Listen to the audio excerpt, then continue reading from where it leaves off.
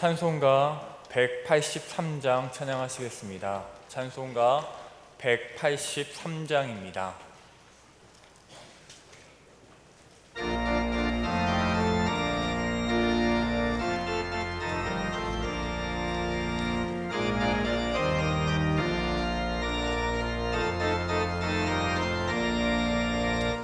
빈들의 마른 풀같이 시들은 나의 영혼, 주님이 약속한 성령 간절히 기다리네. 가물음의 마른 땅에 단비를 내리시리, 성령의 단비를 부어 새 생명 주옵소서. 반가운 빗소리 들려 산천이 춤을 추네. 봄비로 내리는 성령 내게도 주옵소서.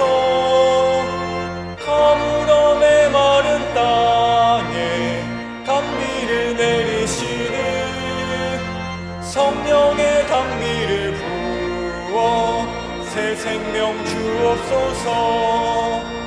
절 따라 우로를 내려 초목이 무성하니, 갈급한 내 심령 위에 성령을 부으소서. 가물음의 마른 땅에 단비를 내리시는, 성령의 단비를 부어 새 생명 주옵소서. 참되신 사랑의 언약 어길 수 있사오랴. 오늘의 흡족한 은혜 주실 줄 믿습니다. 가물음의 마른 땅에 단비를 내리시는, 성령의 단비를 부어 새 생명 주옵소서. 아멘. 찬송가 420장 찬양하시겠습니다. 찬송가 420장입니다.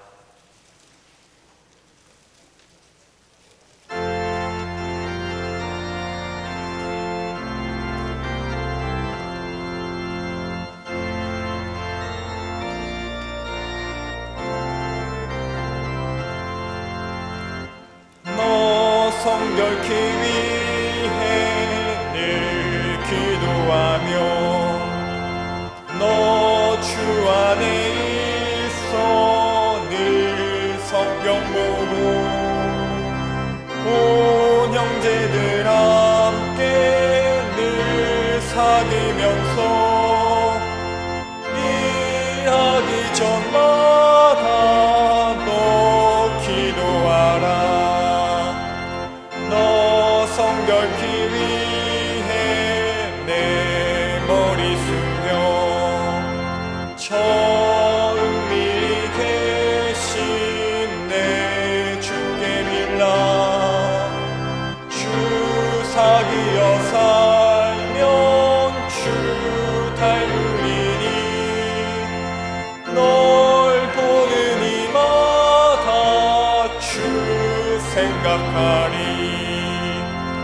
너 성결케 위해 주 따라가고, 일 다급하여도 당황치 말고, 참 즐거울 때나 또 슬플 때나 너 주님만 믿고 늘 따라가라.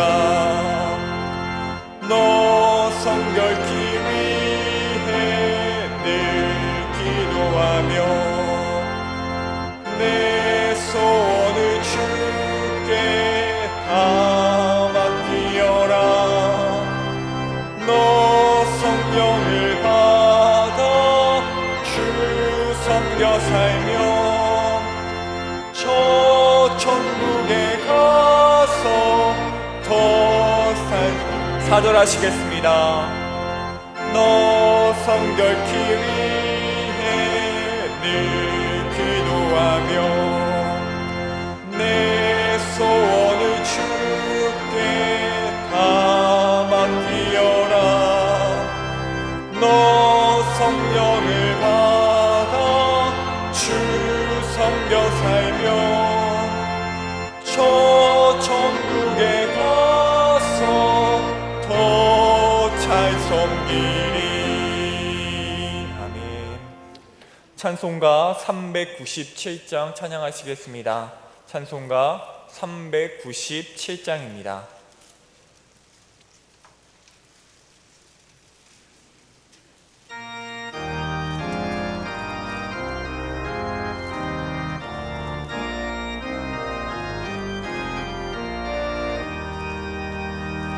주 사랑 안에 살며 두려움 없으며 그 사랑 변함없어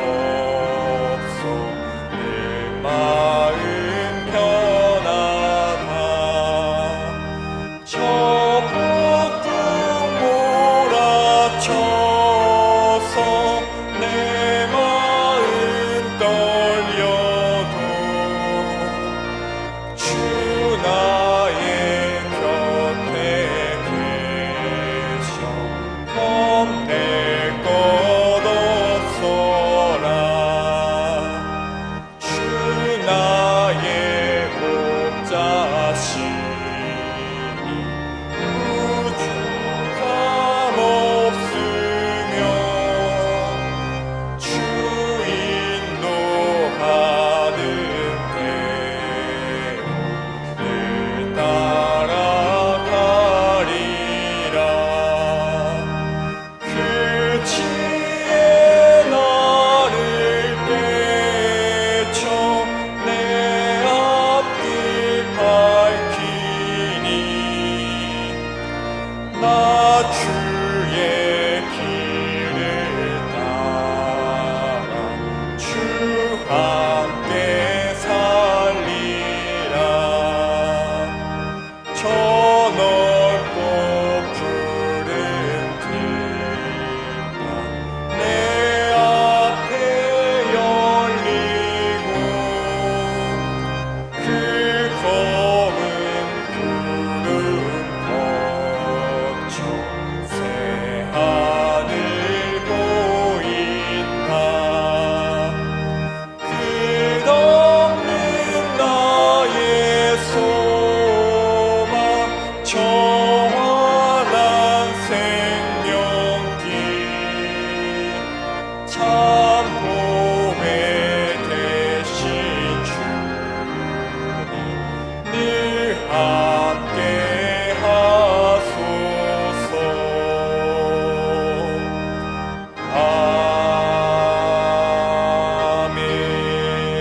아멘.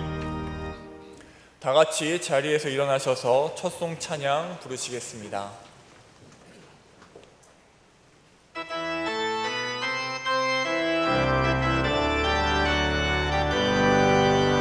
이곳에 오셔서 이곳에 앉으소서. 이곳에서 드리는 예배를 받으소서.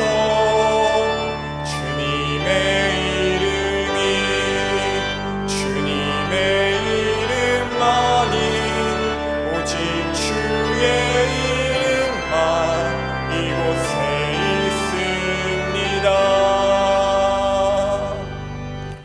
여호와를 의지하는 자는 쉬운 산이 흔들리지 아니하고 영원히 있음 같도다. 산들이 예루살렘을 두름과 같이 여호와께서 그의 백성을 지금부터 영원까지 두르시리로다.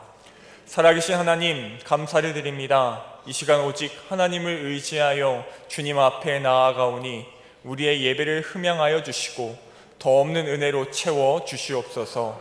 하나님의 영광이 하늘 높이 선포되는 그러한 예배의 시간 되게 하여 주시옵소서. 예수님의 이름으로 기도드립니다. 아멘.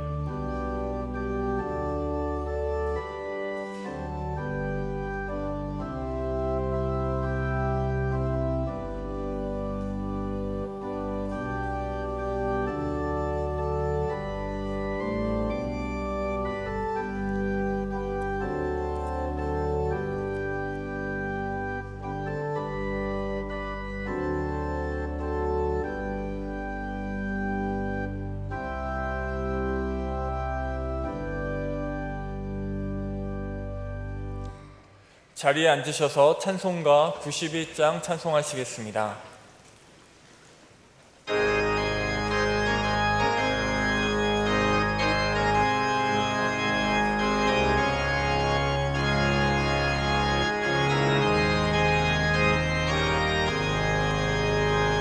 슬픈 마음 있는 사람 예수 이름 믿으며 영원토록 변함없는 기쁜 마음 얻으리. 예수의 이름은 세상의 소망이요 예수의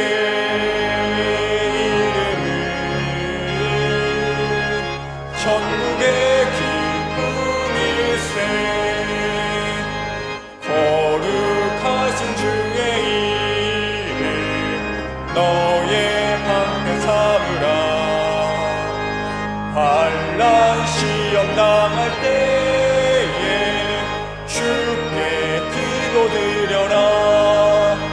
예수의 이름은 세상의 소망이요 예수의 이름은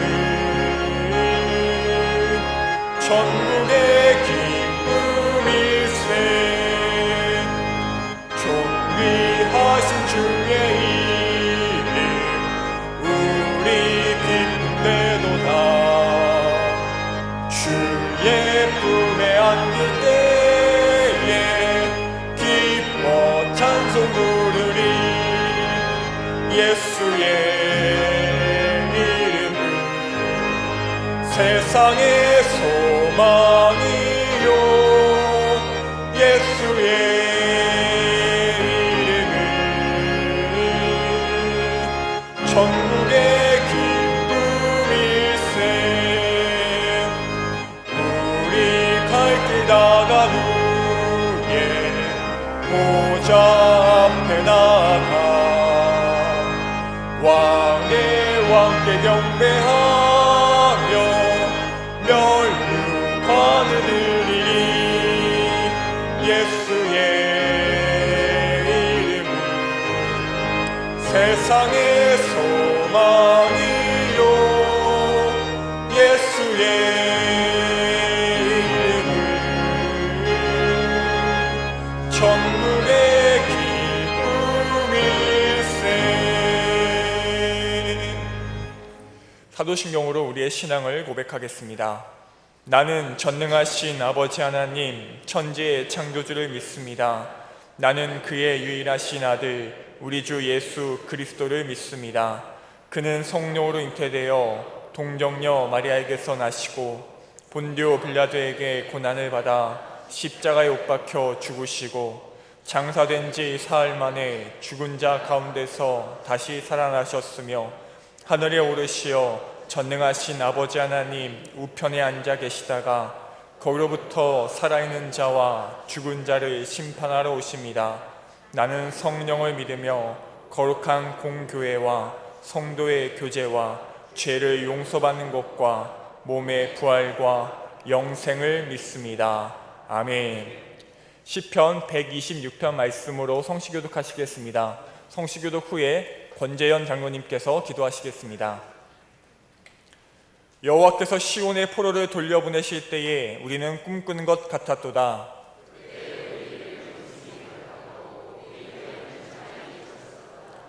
그때의 문나라 가운데에서 말하기를 여호와께서 그들을 위하여 큰 일을 행하셨다 하였도다.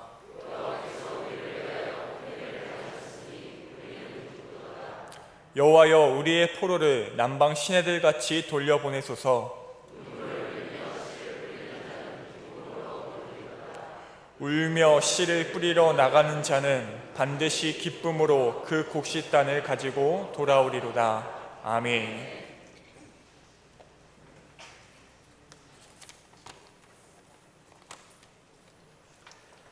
사랑과 은혜가 풍성하신 하나님 아버지, 오늘도 저희들을 이 아름다운 예배당으로 불러주심을 감사드립니다.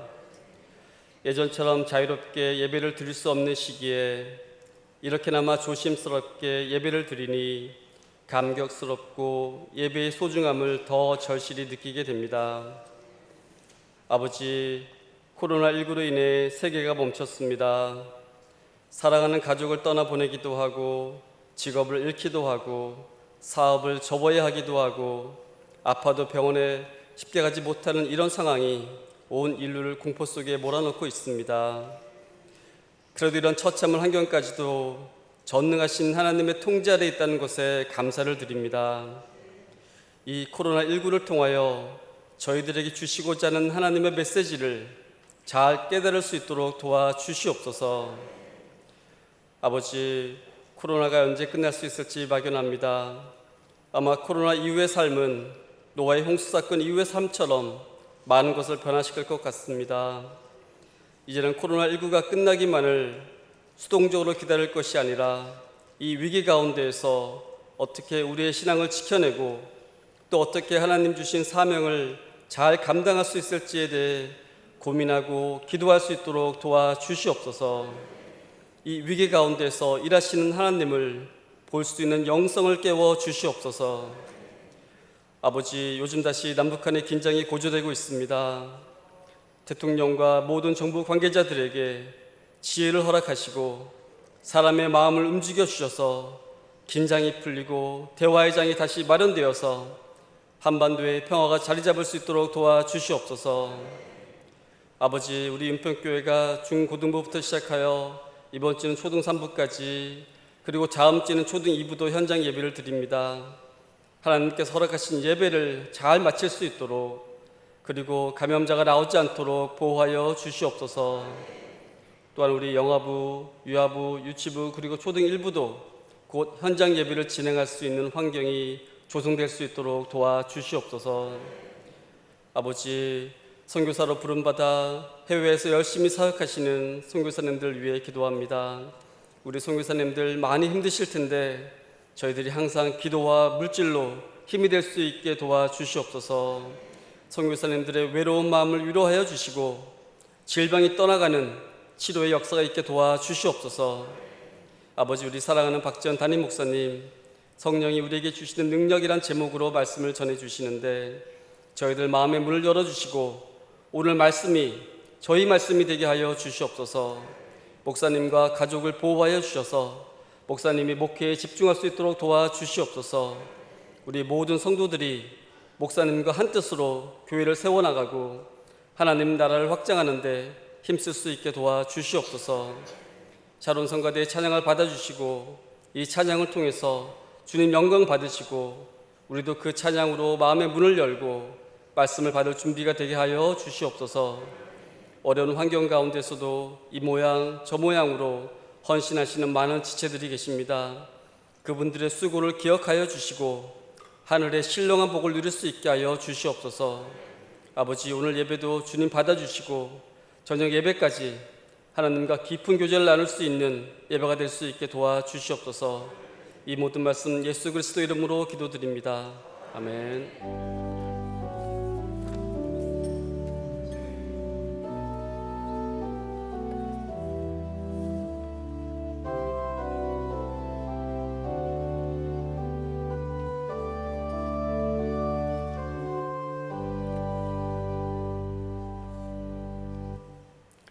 교회 소식을 알려드리겠습니다. 주보 7면을 참조하시길 바랍니다. 예배 및 교회 소식입니다. 정부 7대 예방수칙을 준수하면서 주일 낮예배, 주일 저녁예배, 수요예배, 금요 철야예배, 2부 새벽예배를 드립니다. 또한 주일 낮예배는 낮 12시부터, 주일 저녁예배는 오후 10시부터, 수요예배는 오후 1시부터, 2부 새벽예배는 오전 8시부터 인터넷 예배 영상이 제공됩니다. 교회 출입 시 마스크를 반드시 착용하셔야 합니다. 예배 중간에도 마스크를 벗지 마시고 계속 착용해 주시기 바랍니다.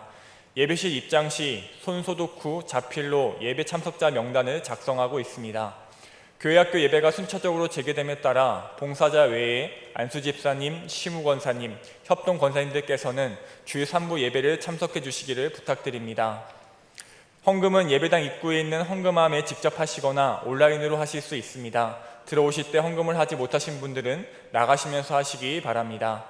교회 식당은 운영하지 않습니다. 예배 후에 바로 귀가해 주시기를 바랍니다.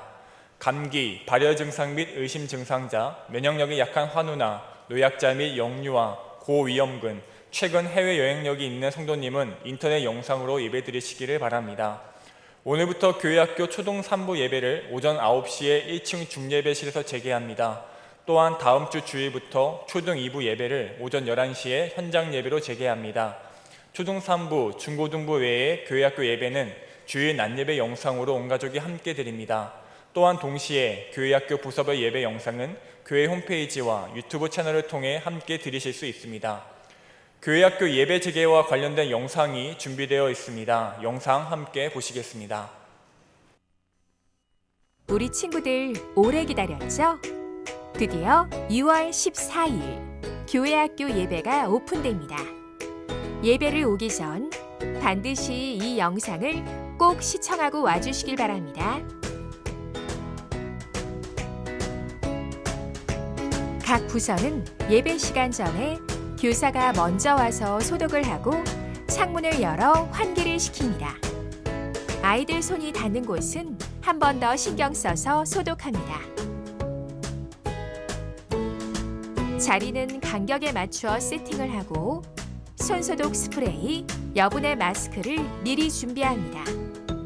각 부서실은 매주 정해진 날짜에 규칙적으로 소독을 하고 있습니다. 최근 14일 이내 해외 또는 다른 지역을 다녀온 경우 감기, 발열 증상 및 의심 증상자나 호흡기 증상이 있는 경우에는 온라인 예배에 참여합니다.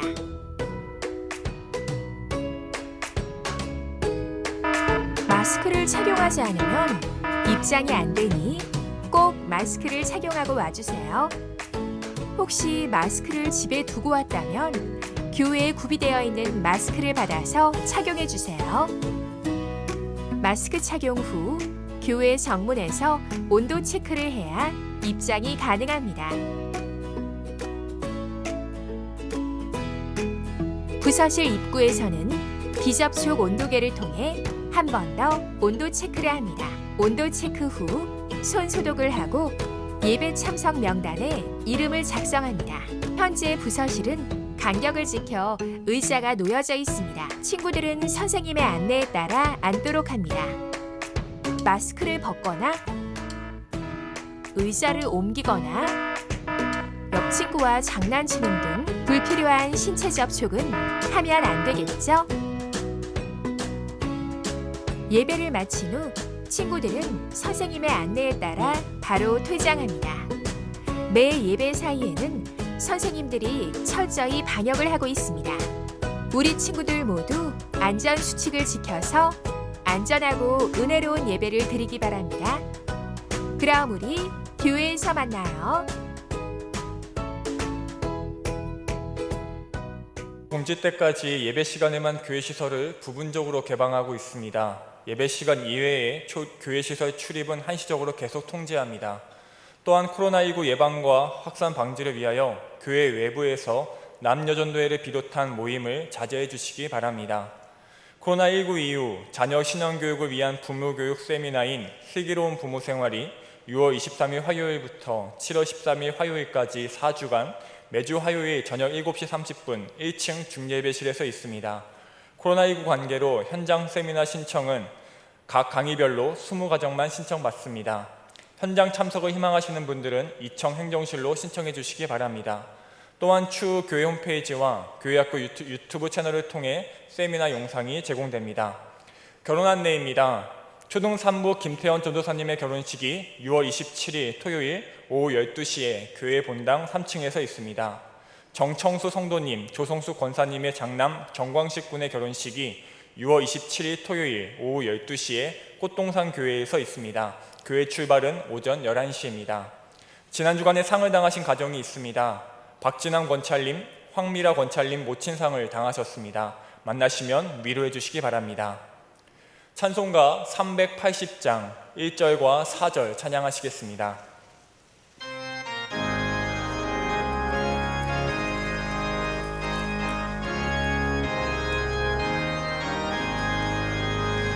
나의 생명 주님 앞에 나아갑니다.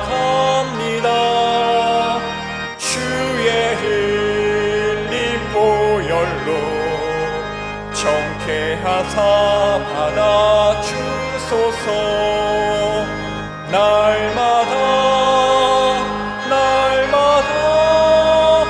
주를 찬송하겠네.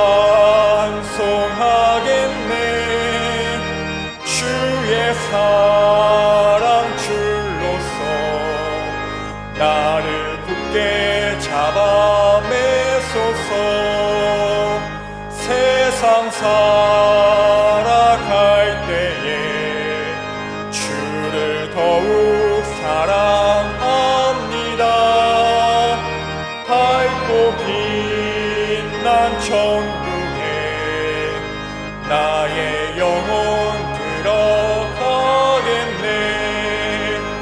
날마다 주를 찬송하겠네. 주의 사랑 줄로서 나를 굳게 잡아 매소서.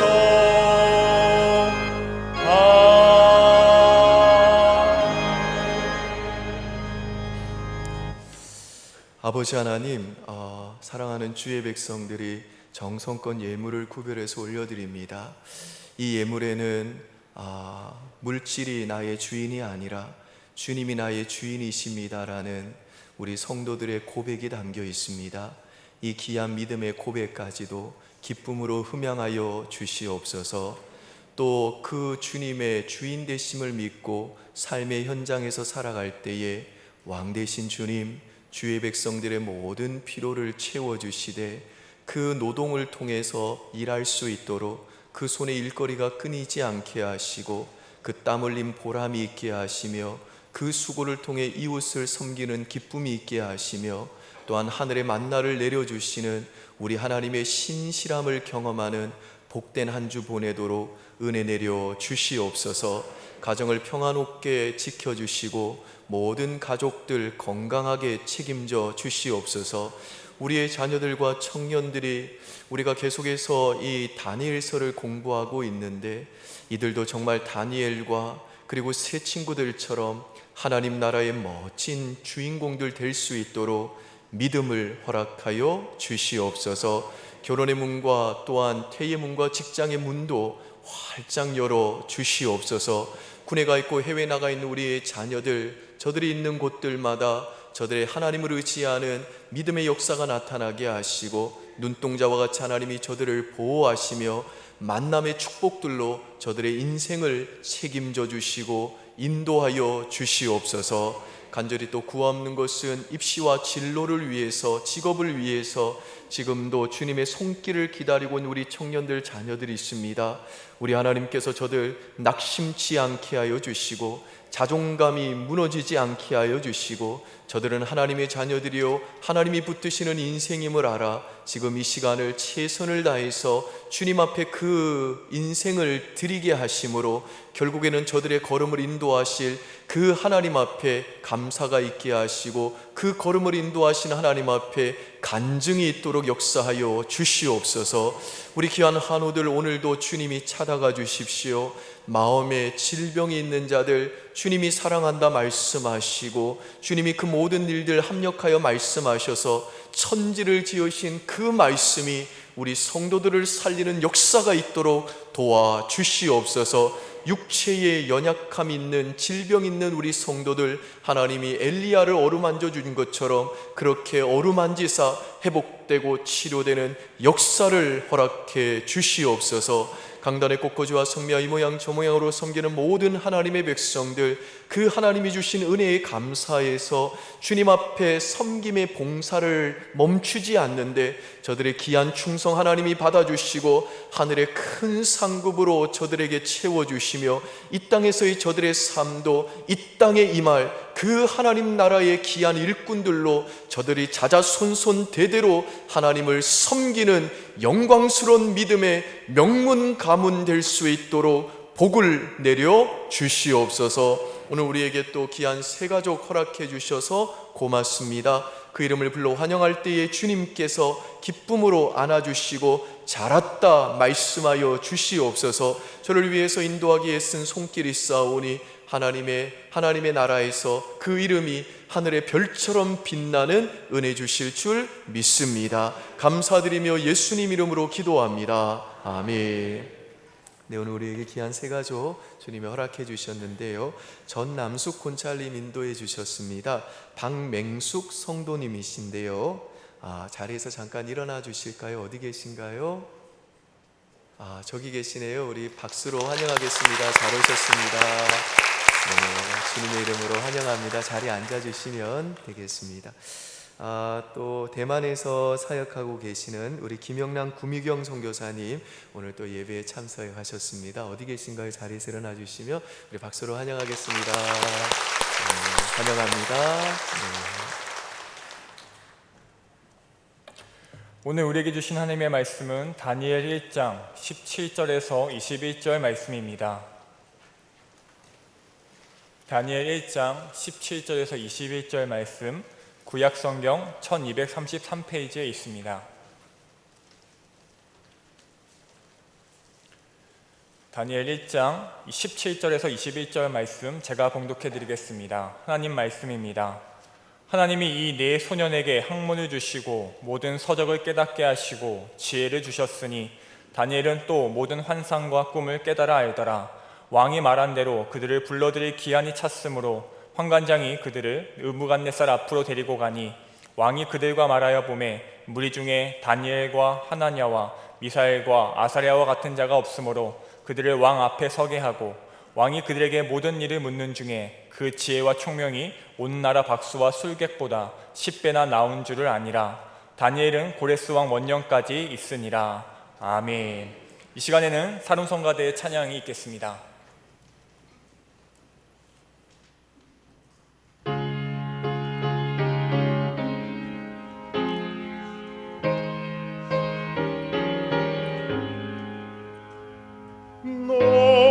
시험을 당해 죄 짓지 말고 너 용기를 다해 곧 물리치라. 너 시험을 이겨서 힘을 얻고 주 예수를 늘 승리하라. 우리 구주의 힘과 그의 위로를 빌라. 주님 내 편에 서서 항상 도우시리. 내 친구를 삼가 잘 선택하고 너nem을 삼가 늘 조심하라.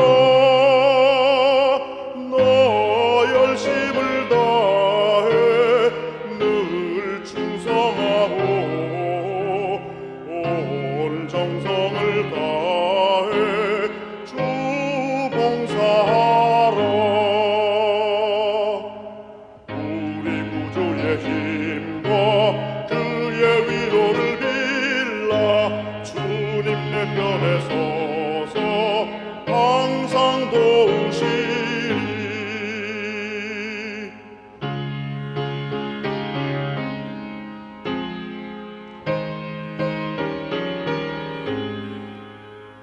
잘 이기는 자는 상 받으리니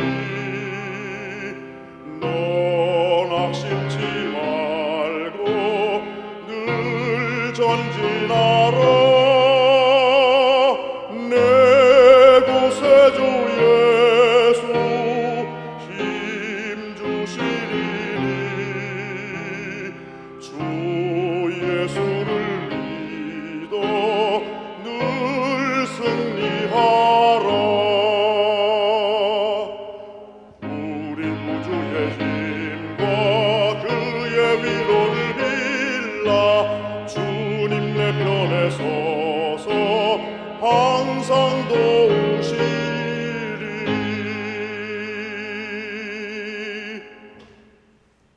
아멘. 우리 함께 영광의 박수 올려드리겠습니다.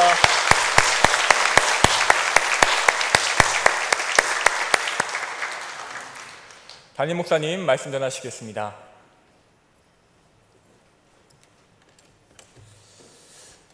우리 유웅창 집사님 통해서 우리가 큰 은혜가 되는 찬양을 들었습니다. 우리 이 자리에 계신 성도님들과 또 온라인으로 예배하시는 우리 성도님들 주님의 이름으로 환영하고 축복하고요. 오늘 집사님 불러주신 찬양의 가사처럼 우리 구주의 힘과 위로가 오늘 이 말씀을 통해서 여러분에게 임하기를 주의 이름으로 축원드립니다. 네, 우리 성도님들이 다들 남녀 여전도의 모임을 많이 사모를 하십니다. 그래서 저희가 지금 좀 상황을 주시하면서 언제 좀 공적으로 이제 남녀 여전도의 모임을 좀 안전하게 할 수 있을까, 그 시기를 살펴보고 있는 중입니다. 그때까지는 우리 성도님들께서 조금만 더 참아주시고 외부에서 모이는 그런 남녀 여전도의 모임들은 좀 자제해 주시기를 부탁드리고요. 또 저희가 이 코로나 기간이 길어짐에 따라서 부모님들이 아무래도 교회에 올 수가 없고 가정에서 자녀들을 또 이렇게 신앙적으로 양육해야 될 그런 부담들이 있기 때문에 저희가 이번에 부모님들 세미나를 그렇게 20명만 좀 수칙을 지킬 수 있는 범위 내에서 안전하게 좀 진행하려고 하고 또 그렇게 유튜브로 영상을 제공하려고 합니다. 그러니만큼 우리 모든 부모님들은 관심 가져주시고 이번 기회에 다시 한번 자녀 양육에 대한 좋은 강의를 통해 영혼이 살찌워지는 은혜가 있기를 주의 이름으로 축복합니다. 지난주까지 우리는 이 10대의 청소년들인 이 다니엘과 세 친구들이 그 엄청난 트라우마를 겪었음에도 불구하고 그것을 잘 극복할 수 있었던 이유는 그들의 그 트라우마를 하나님의 관점에서 새롭게 해석했기 때문이고 그들이 건강한 공동체를 이루었기 때문이다 라는 것을 살펴보았습니다. 그런데 그런 어마어마한 트라우마를 가지고도 그들이 그렇게 그 하나님을 사랑하고 그들에게 주어진 모든 일상의 일들을 신실하게 감당할 수 있도록 그들 안에서 그들을 도와주신 분이 계시는데요. 그분이 누구냐 하면 성령님이십니다. 우리 다니엘서 6장 3절 한번 보실까요? 같이 한번 읽습니다. 다니엘은 마음이 민첩하여 총리들과 고관들 위에 뛰어남으로 왕이 그를 세워 전국을 다스리게 하고자 한지라. 여기에 보시면 이 다니엘은 마음이 민첩했다라는 그 표현이 나오는데요. 이 말을 좀 더 정확하게 번역하면 이 다니엘에게는 탁월한 영, 뛰어난 영이 있다라는 뜻입니다. 그리고 이 탁월하고 뛰어난 영은 성령님을 가리킵니다. 창세기에 보면요, 다니엘과 세 친구들처럼 이집트로 그 노예로 팔려간 요셉에 대해서도 비슷한 말씀이 나옵니다. 창세기 41장 38절인데요. 같이 읽습니다. 바로가 그의 신하들에게 이르되 이와 같이 하나님의 영에 감동된 사람을 우리가 어찌 찾을 수 있으리요 하고, 즉 다니엘과 이 세 친구들과 마찬가지로 요셉도 그 어린 나이 10대에 그 예민한 사춘기 시기에 정말 그 어마어마한 트라우마를 겪었음에도 불구하고 그 우상으로 가득한 그 이방 땅에서 자신을 더럽히지 않고 끝까지 신실하게 하나님을 섬기는 그 삶을 살 수 있었던 이유는 요셉 안에 계셨던 그 탁월하신, 그 뛰어나신 하나님의 영이신 성령님의 능력과 도움 때문이었다는 겁니다. 사랑하는 여러분, 여러분들은 예수 그리스도를 여러분의 구주와 주인으로 믿으십니까? 아멘. 저도 믿습니다. 그렇다면 성령이 아니고는 아무도 예수를 주라고 시인할 수 없다고 하셨기 때문에 다니엘과 세 친구들과 그 요셉 안에 계셨던 그 동일하신 탁월하고 뛰어나신 그 성령께서 저와 여러분의 마음에도 계시는 줄 믿습니다. 자, 그렇다면 이 성령님이 우리에게 주시는 능력은 구체적으로 어떤 것일까요?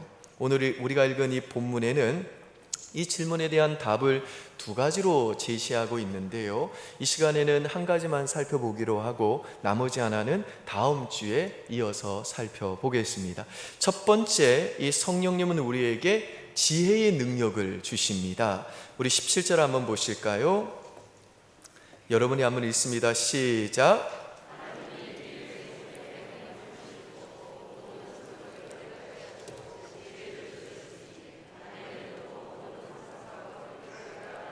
우리 19절과 20절도 같이 읽습니다.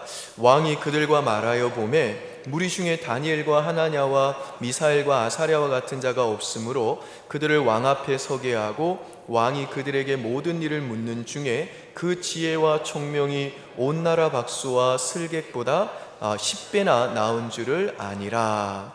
성경은 여러 곳에서 성령님을 가리켜서 지혜와 지식과 총명의 영이다 라고 말씀합니다. 따라서 이 두 구절에는 명시적으로 성령님이 언급되어 있지 않습니다만은 이 말씀은 성령님이 이들에게 학문과 서적을 깨닫게 하시고 지혜를 주셨다라는 뜻입니다. 그런데 이 성령이 주시는 이 지혜는요, 단순히 공부 잘하는 머리가 아닙니다. 성령이 주시는 지혜의 본질은 하나님을 경외하는 것입니다. 그리고 하나님을 경외하는 이 지혜를 가진 자는 이 도무지 답이 없는 상황에서도 돌파구와 해결책과 대안을 만들어 가지고 도대체 앞이 보이지 않고 희망이 없는 것 같은 그 절망적인 상황도 헤쳐나가는 능력을 발휘하게 됩니다. 그래서 우리들이 이미 확인했던 것처럼 이 다니엘과 세 친구들은요, 왕이 제공하는 음식을 먹으면서 우상 숭배에 동참할 수밖에 없는 도무지 그 답이 없는 그 진퇴양난의 상황에서도 그들을 감독하는 자에게 우리들이 채식과 물만 먹을 테니까 열흘 후에 우리들을 시험해 달라는 그 해결책과 대안을 만들어 가지고 그 위기 상황을 돌파해냈는데, 이게 바로 성령님이 그들에게 주신 지혜의 능력 때문에 가능했다는 것입니다. 창세기 22장에 보면 아브라함이 그 아들 이삭을 하나님께 바치는 유명한 사건이 나오지요. 그 사건 이후에 하나님이 아브라함에게 뭐라고 이야기하시는가 하며, 너가 너의 아들 독자까지 내게 아끼지 아니하였으니 내가 이제야 네가 하나님을 경외하는 줄을 알겠노라고 말씀을 하십니다. 그런데 제가 좀 전에 말씀드린 대로 성령님이 우리에게 주시는 이 지혜의 본질은 하나님을 경외하는 것입니다. 따라서 아브라함이 이삭을 하나님께 번제로 바친 이 사건을 우리가 찬찬히 잘 살펴보게 되면 이 성령님이 우리에게 주시는 그 하나님을 경외하는 지혜란 구체적으로 어떤 것인지를 우리들이 알 수 있을 것 같습니다. 사실 하나님이 아브라함에게 그 아들 이삭을 번제로 바치라고 하는 명령은요, 사실은 하나님 자신이 율법에 금지하신 인신 제사기 때문에 이 도무지가 인간적인 생각으로는 이해할 수 없을 뿐만 아니라 이 명령은 너의 몸에서 나온 저 이삭을 통해 가지고 내가 큰 민족을 이루어 주겠다라고 하나님이 하신 약속을 하나님이 스스로 깨트리시는 행동입니다. 그러니까 이 사건은 하나님의 약속과 하나님의 명령이 충돌하는 상황인 것입니다. 그런데 아브라함이 어떻게 하나요? 하나님의 그 명령이 인간적으로는 볼 때 도무지 납득이 안 되고 불합리한 것처럼 보이고 심지어 하나님의 약속과도 충돌되는 것처럼 모순되어 보인다 할지라도 아브라함은 그 명령에 즉각적으로 순종합니다. 그리고 하나님께서는 그렇게 순종한 아브라함을 향해서 너는 정말 하나님을 경외하는 자로구나 라고 말씀해 주신 겁니다. 그러니까 내 알량한 지식과 경험과 판단으로는 아무리 봐도 모순돼 보이고 비합리적으로 보이고 심지어는 하나님의 명령과 그 약속이 서로 충돌되어 보이는 도무지 답이 없어 보이는 상황에서도 하나님이 나에게 내가 가장 소중히 여기고 내가 가장 사랑하는 것까지도 바치라고 하시면 그 명령에 순종할 수 있게 만드는 능력, 이게 바로 성령님이 우리에게 주시는 하나님을 경외하는 지혜라는 것입니다.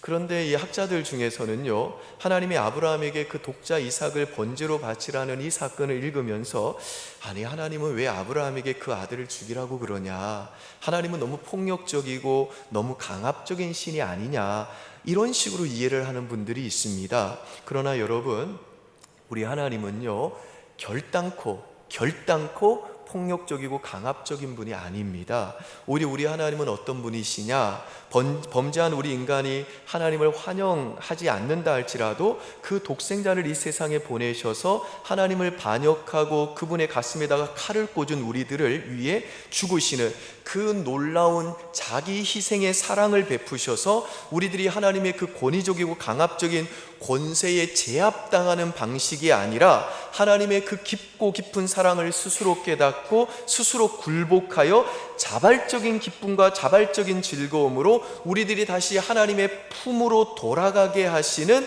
너무나도 인격적인 분이십니다. 그래서 하나님께서는요, 아브라함에게 자녀를 바치라고 하는 말을 하실 때에도 하나님의 그 절대적인 권위를 가지고 강압적으로 명령하신 게 아닙니다. 창세기 22장 2절 한번 보시죠.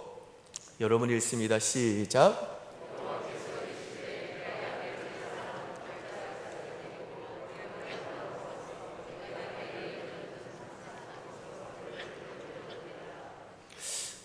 이 우리말 지금 이 성경에는 이 번역이 안 됐습니다만은 이 말씀을 히브리어 원어로 보게 되면 나라는 단어가 나옵니다.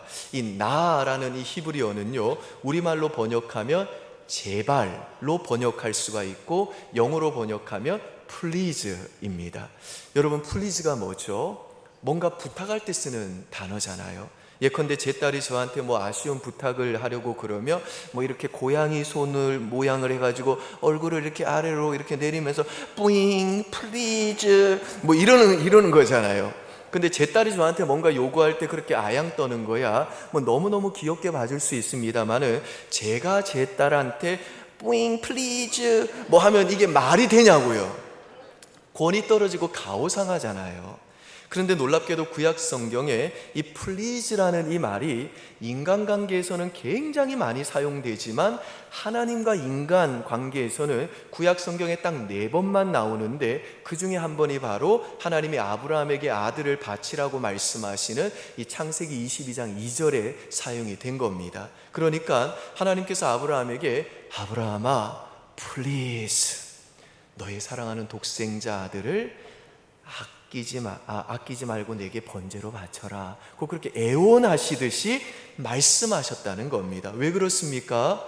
도무지 이해할 수 없는 바로 그 자식을 바치는 사건을 통해 가지고 하나님께서는 정말 아브라함에게 놀라운 것을 보여주고 싶은데, 아브라함의 입장에서는 그 명령이 도무지 이해할 수가 없어서 거절할 수도 있기 때문에 얼마든지 강압적으로 명령하실 수도 있었던 절대자 하나님이 please 라고 애원하시면서 제발 내 부탁을 들어주지 않을래? 날 믿고 한 번 더 해보지 않을래? 라고 아주 인격적으로 말씀하셨다는 겁니다. 여러분, 그렇다면 하나님께서 이 말도 안 되는 명령을 통해 가지고 아브라함에게 보여주시려고 하셨던 그 놀라운 일이란 뭘까요? 제가 시간 관계상 성경 구절들을 인용하지 않고 바로 결론을 말씀드리면요, 하나님께서는 이 사건을 통해 가지고 자기의 독생자를 아끼지 아니하시고 우리 모든 사람을 위하여 내주신 그 하나님 아버지의 마음을 아브라함에게 보여주기를 원하셨던 겁니다.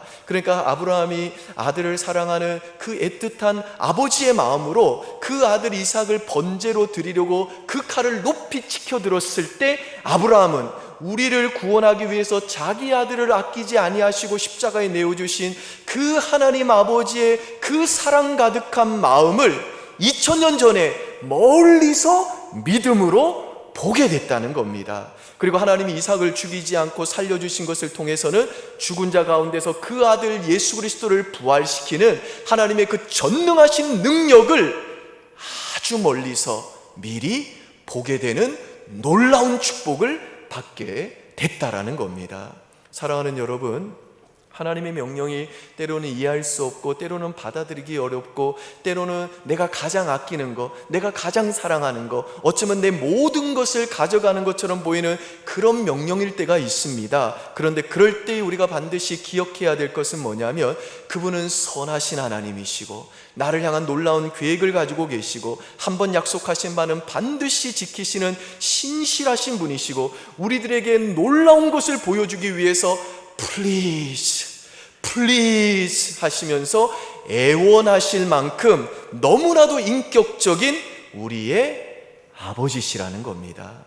그래서 우리가 그 하나님을 믿고 어떤 상황에서도 그 하나님의 명령에 순종하게 되면 우리에게 어떤 놀라운 축복과 어떤 놀라운 일이 보여지냐면, 십자가를 통해 확증된 그 하나님의 사랑과 죽은 자 가운데서 그리스도를 살리신 그 하나님의 부활의 능력의 실체를, 오직 보이지 않는 것을 볼 수 있는 믿음으로 그 실체를 마치 눈으로 보는 것처럼 선명하게 보게 되고, 마치 내 손으로 만져보는 것처럼 생생하게 경험하게 된다라는 것입니다.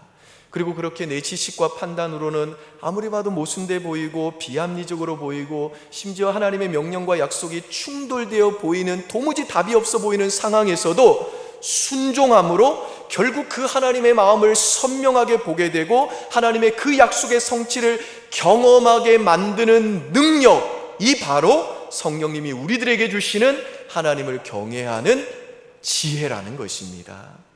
아멘이십니까? 아멘. 한때 이 스토리가 스펙을 이긴다라는 말이 유행한 적이 있습니다.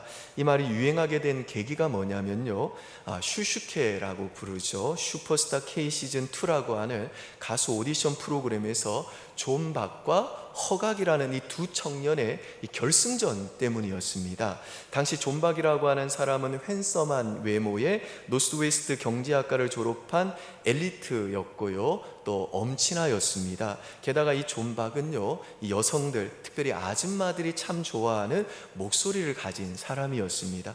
그런데 이런 사람과 결승전에서 붙은 이 허각이라는 사람은 그냥 키가 작은 게 아니라 짜리몽땅해요.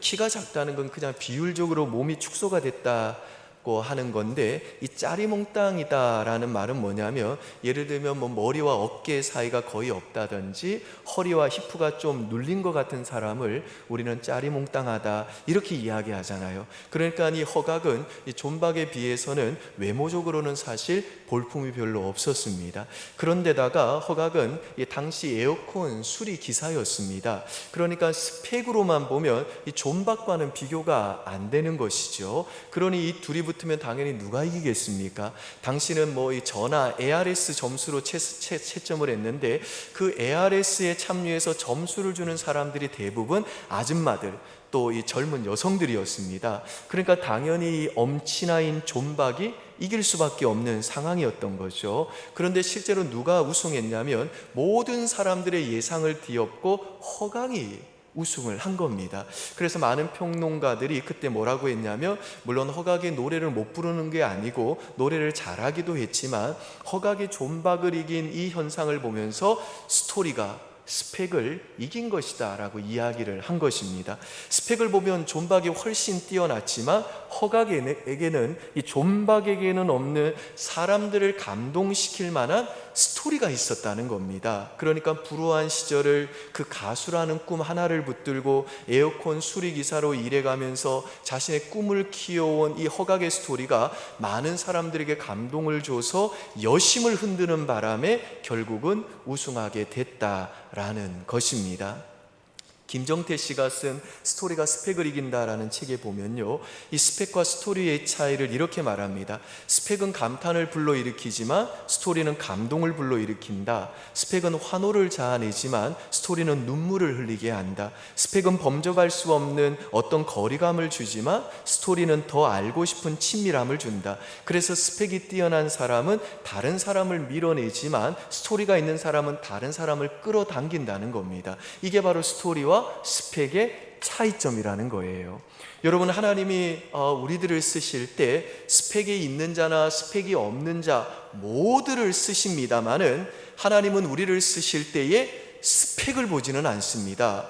사실 하나님은 스펙이 딸리는 사람들을 들어서 하나님의 구원의 스토리를 새롭게 쓰기를 원하십니다. 왜냐하면 스펙을 가진 자는 성공을 자기 공로로 돌리고 결국 하나님께 돌려야 될 영광을 자기 것으로 취하는 경우가 많기 때문에 그렇습니다. 하지만 내세울 것이 없는 사람, 스펙이 없는 사람은 하나님의 구원의 스토리를 통해서 이루어진 그 결과를 놓고 그 영광을 가로챌 수가 없는 겁니다. 왜냐하면 내가 내 실력을 아는데, 내 인격을 아는데, 내 스펙이 얼마나 딸리는지 내가 아는데 어떻게 이 일을 내 힘으로 이루었다고 할 수가 있겠습니까? 그러니까 하나님은 정말 자랑할 것 없는 사람들을 통해 하나님의 구원의 스토리를 써내려가기를 기뻐하시는 겁니다. 여러분, 그렇다면 하나님의 구원 스토리를 가진 자가 이 결국 스펙을 가진 자를 이기는데 이 스토리는 도대체 무엇이 만들어낼까요? 하나님의 구원의 스토리는 바로 스피릿이 만들어내는 겁니다. 그러니까 우리 인생은 누구나 자신만의 인생 스토리를 가지고 있는데 그것이 왜 하나님의 구원의 스토리가 되지 못하느냐 하면, 왜 남들에게 영적인 도전을 줄 수 있는 스토리가 되지 못하냐 하면 그 안에 스피릿이 없기 때문에 그렇다는 겁니다. 그런데 그 스피릿이 뭐냐 하면 바로 우리들에게 하나님을 경외하는 지혜의 능력을 주시는 성령님이시라는 겁니다. 그러니까 성령님이 다니엘과 세 친구들에게 하나님을 경외하는 지혜의 능력을 주셨기 때문에 그들은 우상 숭배에 동참할 수밖에 없는, 도무지 답이 없는 상황에서도 그들을 감독하는 자에게 우리들이 채식과 물만 먹을 테니 열흘 동안만 우리들을 시험해 달라는 그 해결책과 대안을 만들어 가지고 도대체가 앞이 보이지 않고 희망이 없는 것 같은 그 절망적인 위기 상황을 돌파해 나감으로 하나님의 살아계심과 하나님의 함께하심과 하나님의 그 능력과 신실함과 영광을 드러내는 그 하나님의 구속의 스토리, 그 구원의 스토리를 써내려갈 수가 있었다라는 것입니다. 이 대한민국 부모라고 하는 책이 있습니다. 이 대한민국 부모들은 어떻게 살아가고 있는가, 그리고 그들의 자녀들을 그들의 자녀들은 또 어떻게 살고 있는가를 이 세 명의 저자들이 수많은 그렇게 표현해서 죄송합니다만은 문제아들이 찾아와서 상담한 내용을 분석하고 정리한 책입니다. 이 책에 보면요, 저자들이 이런 이야기를 합니다. 요즘에 많은 아이들이 일탈을 하잖아요. 근데 그 일탈의 원인이 우리 어른들이 흔히 생각할 때에는 현재의 삶을 벗어나기 위해서 일탈한다고 생각하는데, 이 저자들이 상담한 결과 실제로 이 아이들이 일탈하는 이유는 뭐냐면 현재의 삶에서 벗어나기 위한 것이 아니라 현재의 삶을 어떻게 해서든지 견디기 위해서 일탈한다는 겁니다. 한마디로 말해서 생존을 위해서, 살고 싶어서, 그렇게 일탈이라도 안 하면 죽을 것 같으니까 이 현실을 견뎌내기 위해서 일탈을 한다는 겁니다. 그리고 그 저자들을 찾아온 그 문제 아이들 중 많은 아이들이 대부분 무기력해 보이는 아이들인데요, 그들이 원래 무기력한 아이들이 아니라 그 아이들이 그 부모의 욕망을 좌절시키기 위해서 무기력을 스스로 선택한다는 겁니다. 이게 무슨 말이냐면 도저히 내가 엄마와 아빠의 기대를 맞출 자신이 없으니까, 내가 아무리 노력해도 안 되니까 아예 스스로 무기력해져 버리는 것을 아이들이 선택해 버려 가지고 그 자신을 향한 그 부모의 욕망을 좌절시킨다는 겁니다. 그러니까 무기력이라고 하는 것은 하나의 부모를 향한 자녀의 보복 행위라는 것입니다. 그리고 저자들을 찾아온 그 문제 아이들 중 많은 아이들이 학업 성적이 우수한 아이들도 있다고 그럽니다. 그런데 상담을 해보니까 이 똑똑한 아이들에게 나타나는 아주 주된 현상이 뭐냐면 정서적 지진화라는 것입니다. 그러니까 오직 부모가 공부만 시키니까 공부만 하는 거예요. 그래서 자신과 타인의 감정을 알아차리고 표현하고 공감해주고 사람들과의 관계 속에서 문제를 함께 해결해가는 능력이 거의 유치원 수준이더라는 겁니다. 그리고 이 저자들이 발견한 그 아이들의 가장 큰 문제는 뭐냐면 속이 텅 비어 있더라는 겁니다. 자기가 없다는 거예요. 물론 이 아이들도 어떤 목표는 있대요. 너 좋은 대학 가야 돼, 너 좋은 고등학교 가야 돼, 그러려면 좋은 고등학교 가서 공부 열심히 해서 좋은 대학교 가야 돼 하고 부모가 강압하니까 목표만 있는 겁니다. 그런데 자기는 없는 겁니다. 그러니까 부모가 심어놓은 그 성공적 삶에 대한 욕망은 있는데 자기 삶에 대한 욕망은 없다라는 겁니다. 그래서 내가 뭘 하고 싶은지, 내가 어떤 삶을 살고 싶은지에 대해 물어보면 대답을 아무도 못한다는 겁니다. 부모가 하라고 하니까 저는 의사가 될 거예요 라고 말은 하지만 정작 너 왜 의사가 되고 싶니? 의사가 돼서 뭘 하고 싶은데? 그러면 아무도 대답을 못한다라는 겁니다. 비극인 거죠. 아이들이 자기가 없이 살아간다는 것은 비극인 겁니다. 이 사회의 비극이고 우리 사회의 비극인데, 이 저자들이 상담을 하고 나서 이 아이들이 이렇게 소위 말하는 문제 아이들이 된 원인을 세 가지로 이야기를 합니다. 첫째는 아이를 통해 대리 만족을 얻으려고 아이를 삼키려는 엄마 때문이라는 겁니다. 표현이 조금 무섭죠. 그러니까 지금이야 많이 바뀌었습니다마는 그래도 한국 사회는 전통적으로 여성이 여성 스스로 자기 가치를 가지기가 어렵잖아요. 여성의 가치는 남편의 직업과 월급, 그리고 자녀의 성적과 명문대학의 합격, 유무에 결정이 됩니다. 그러니까 자신의 그 존재감을 느낄 수 있는 유일한 것이 자식이다 보니까 엄마들이 자식에게 자신의 전 삶을 투자해버린다는 겁니다. 그래서 그 엄마의 욕망과 등살에 삼켜져 버려가지고 아이들은 자기가 없는 삶을 살아간다는 겁니다. 두 번째로 그 아이들이 이렇게 문제 아이들이 된 원인은 뭐냐면, 우리 남성분들에게는 조금 불편할 수 있는 표현입니다만은 가정에서 이 자기의 자리가 없는 찌질이 아빠 때문이라는 겁니다. 그러니까 자녀들이 아빠를 무시한다는 거죠. 가족에게 또 자녀의 삶에 아빠라는 존재는 돈 벌어주는 것 외에는 아무런 역할이 없다라는 겁니다. 세 번째로 그 아이들이 이렇게 문제 아이들이 된 원인은 좋지 못한 부부 관계 때문이라는 겁니다.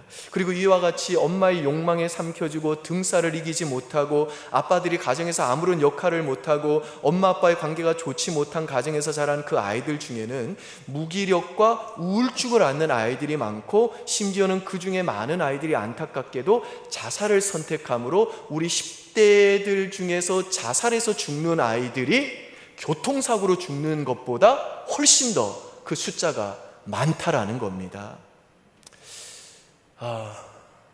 우리 사랑하는 여러분, 그런 점에서 저는 지금 이 시대에 우리 가정에 또 우리 부모님들이 자기 자신을 위해서 그리고 우리 자녀들을 위해서 하나님께 가장 힘써 구해야 될 것이 바로 성령님이 주시는 하나님을 경외하는 지혜의 능력이라고 믿습니다. 누가복음 11장에 보시면요, 우리 주님이 제자들에게 기도를 가르치고 기도할 것을 격려하면서 이런 약속을 주십니다. 한번 보실까요? 여러분이 한번 힘있게 읽습니다. 시작.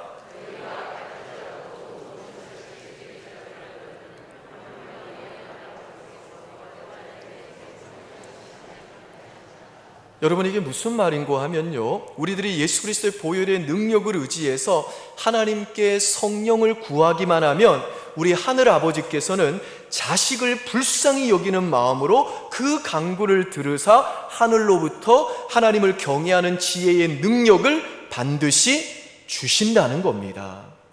여러분, 우리에게 주신 이 성경의 모든 그 약속의 말씀은 하나님께서 하나님의 아들 예수 그리스도의 생명값으로 그 성취를 보증해 주신 말씀들입니다. 대체 누가 자기 자식을 걸고 약속할 때 아니면 말고 그런 사람이 어디 있습니까? 그러니까 우리들이 이 약속을 믿고 기도하며 그 자기 자식을 걸고 약속한 이 약속이기 때문에 하나님께서는 반드시 우리들에게 성령의 능력을 주신다는 겁니다.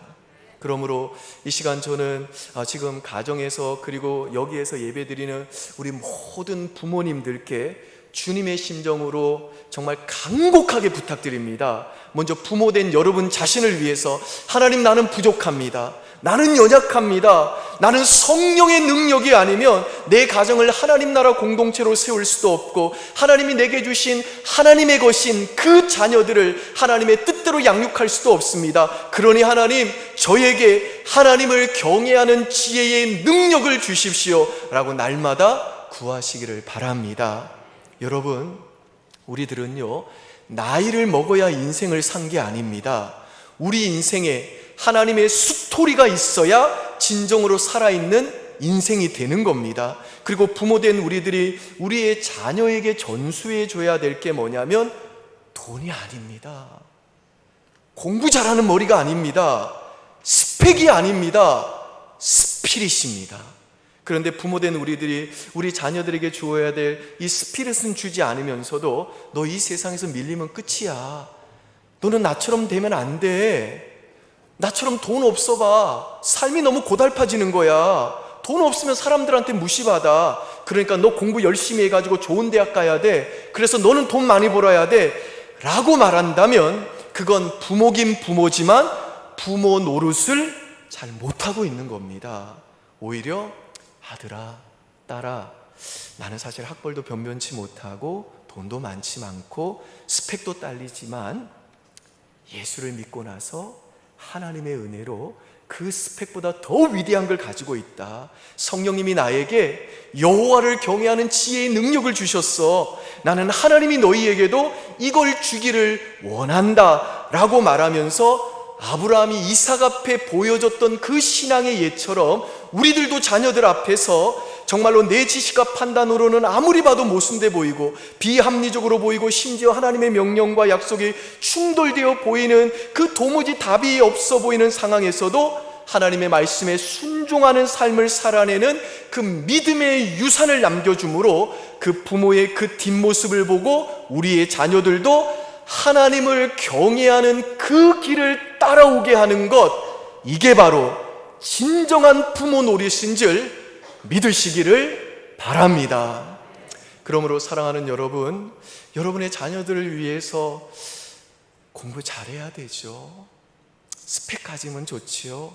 그러나 그것을 절대적인 가치로 두지 마시고 단순히 공부 잘하는 머리와 좋은 스펙만을 구하지 마시고 무엇보다도 하나님을 경외하는 지혜의 능력을 구하시기를 주님의 이름으로 축복합니다. 그래서 정말 예측 불가능한 이 불확실성과 확률이 지배하는 이 불안하고 혼돈스러운 이 시대 속에서도 정말 우리들의 자녀들과 우리들의 청년들이 하나님을 경외하는 그 지혜의 능력을 가진 소유자로서 도무지 답이 없는 상황에서도 돌파구와 해결책과 대안을 만들어 가지고 정말 그 도대체 답이 보이지 않는 그 희망이 없어 보이는 것 같은 그 절망의 상황 속도 돌파해 나감으로 하나님의 살아계심과 함께 계심과 그 능력과 신실함과 영광을 드러내는 그 하나님 나라의 구원의 스토리를 써내려가는 그 하나님 나라의 멋진 주인공들로 쓰임받기를 우리 주 예수 그리스도의 이름으로 축원드립니다. 기도하겠습니다. 아버지 하나님, 우리 사랑하는 성도들이 살아가는 이 삶의 현실이 참으로 불확실성과 확률이 지배하는 너무나도 녹록지 않은 현실입니다.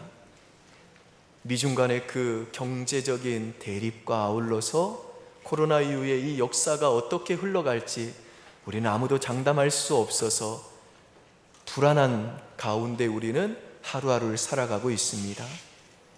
이러한 때 우리 사랑하는 모든 성도들이 그 가정을 세우고 그 자식들을 양육하기 위해서 힘써 삶의 현장에서 믿음으로 또 살아내야 되는데 아버지 하나님, 간절히 구하옵는 것은 이런 어려운 때에 우리 사랑하는 모든 성도들의 심령 속에 여호와를 경외하는 지혜의 능력을 주시는 성령으로 충만케 하여 주시옵소서. 그래서 우리 모든 성도들이 참으로 그 하나님의 약속과 말씀이 충돌되어 보이는 그 상황에서도 하나님의 말씀에 순종하는 믿음의 길을 걸어가게 하시고 도무지 답이 없는 상황에서도 돌파구와 해결책과 대안을 만들어 가지고 도대체 앞이 보이지 않는 희망이 없는 것 같은 그 절망적인 상황에서도 참으로 그것을 뚫고 지나감으로 하나님의 살아계심과 함께하심과 그 능력과 신실함과 영광을 드러내는 하나님의 구원의 스토리를 써내려가는 믿음의 사람들 다 될 수 있도록 은혜 내려 주시옵소서.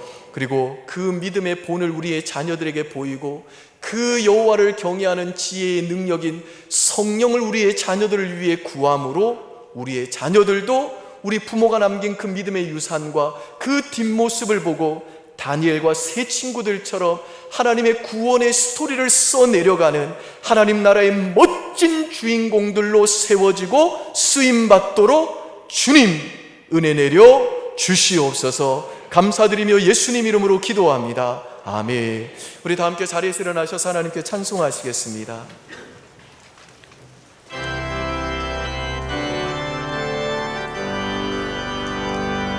주의 영광 이곳에 가득해 우린 손에 주님과 함께 찬양하며 우리는 전진하리 모든 열방 주 볼 때까지.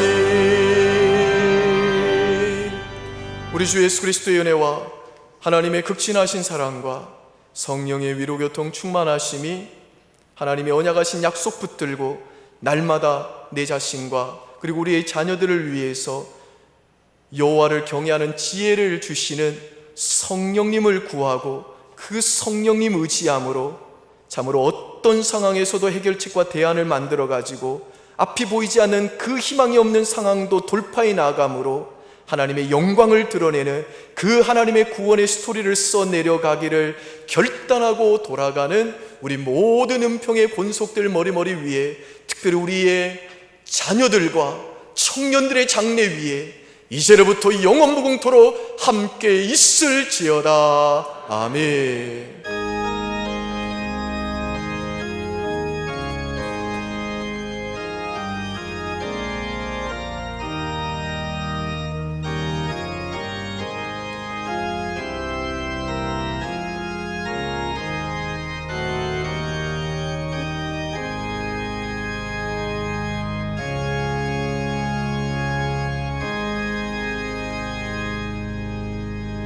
하나님께서 우리 예배를 받으셨습니다. 박수로 영광 올려드리겠습니다.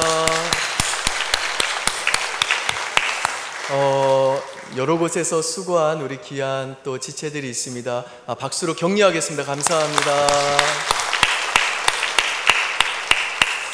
네, 오늘도 예배 마쳤고요. 우리 성도님들 한 주간도 평안하고 강건하십시오. 감사합니다. 평안히 돌아가십시오.